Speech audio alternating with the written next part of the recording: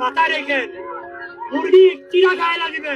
জুলাই একবার করে আসছি, আবার জুলাই মাস এটা, জুলাই কিন্তু করে আসছি, 24 জুলাই ভুলে যাই না শিক্ষামন্ত্রী, আবার জুলাই লাগছি।